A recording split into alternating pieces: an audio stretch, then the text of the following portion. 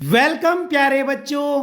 तो आज हम इस वीडियो में पाठ क्या निराश हुआ जाए के प्रश्नोत्तर को बहुत ही आसान भाषा में समझेंगे।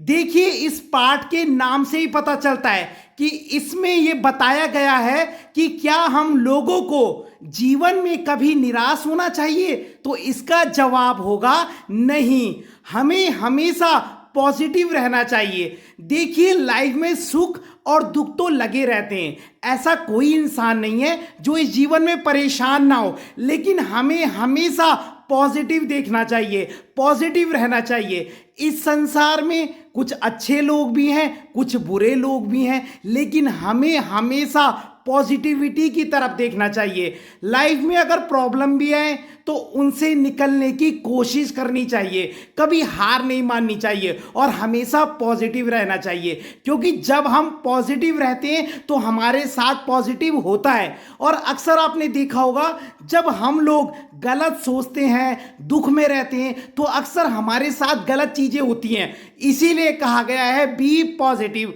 क्योंकि जब आप पॉजिटिव रहोगे, अच्छा सोचोगे, तो आपके मन में अच्छे विचार आएंगे और फिर आप अच्छे काम करोगे। अब हम इसके प्रश्नोत्तर को करते हैं।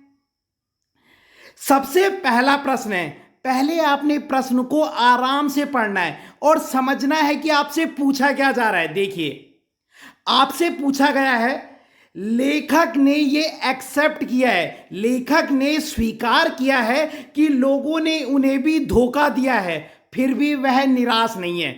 आपसे पूछा जा रहा है कि लेखक ने यह माना है कि कई लोगों ने लेखक को जिंदगी में धोखे दिए हैं, लेकिन फिर भी लेखक दुखी नहीं है, वो निराश नहीं है। ऐसा क्यों? अक्सर लोगों से धोखा खाने के बाद तो हर कोई निराश हो जाता है, लेकिन लेखक फिर भी निराश नहीं है। तो आप लिखोगे, लेखक आशावादी कवि है, पॉजिटिव कवि है। लेखक आशावादी कवि है, उसका मानना है कि हमें जीवन में हमेशा अच्छी बातों को याद रखना चाहिए, इसलिए ही तो वो निराश नहीं है। वो कह रहा है कि हमें जीवन में हमेशा अच्छी बातों को याद रखना चाहिए और जो बुरे लोग हैं उनकी तरफ ध्यान नहीं देना चाहिए। तो लेखक क्या है?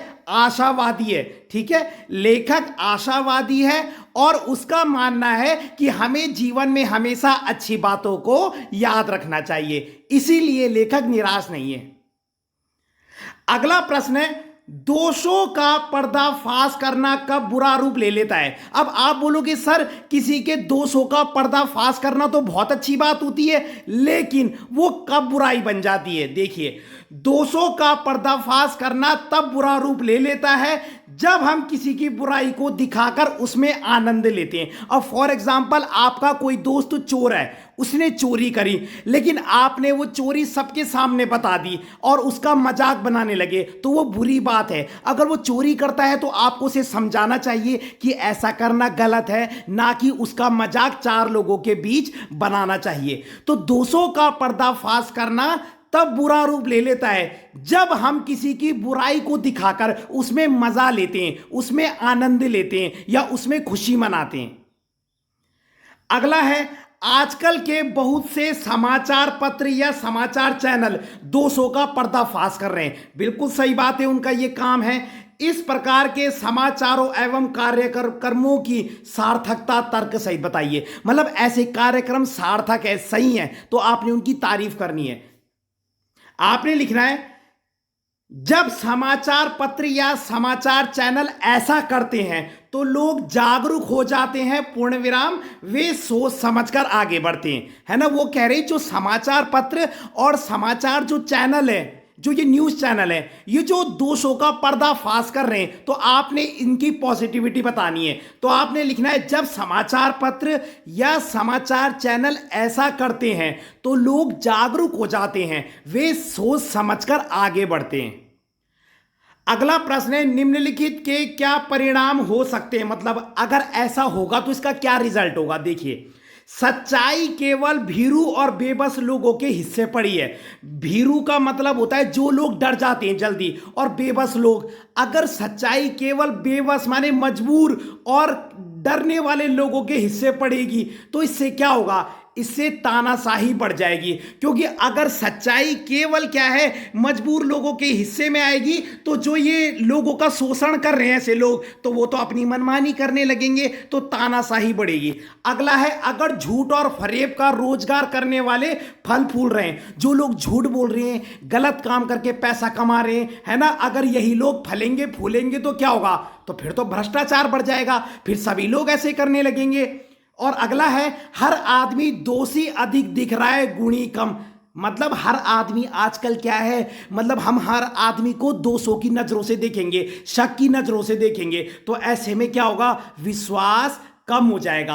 अगर हम हर आदमी को क्या है दोष की नजरों से देखेंगे, हाँ यार ये आदमी गलत हो सकता है, ये भी गलत हो सकता है, ये भी गलत हो सकता है, तो विश्वास कम तो हो जाएगा, फिर तो हम किसी पर विश्वास ही नहीं करेंगे। आपने देखा होगा बहुत लोग बहुत शकी होते हैं, तो ऐसे में ट्रस्ट क्या हो जाता है, कम हो जाता है।